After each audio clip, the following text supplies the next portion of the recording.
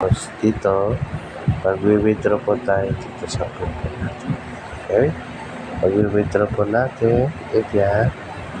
Tapos, pipindutin mo po yung withdrawal.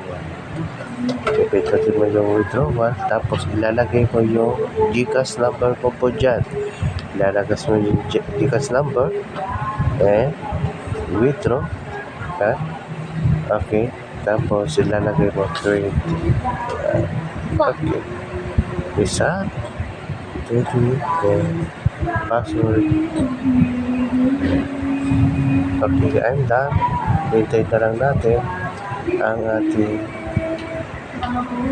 cash. Dito.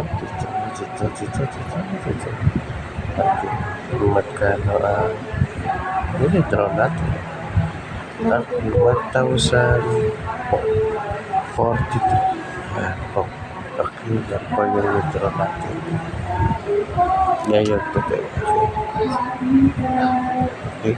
Salamat. God bless. Kung sino gusto sumali, join lang po kayo. I-PM nyo po ako. Sisend ko sa inyo yung na ito. Okay. Congratulations. God bless. Ingat palagi.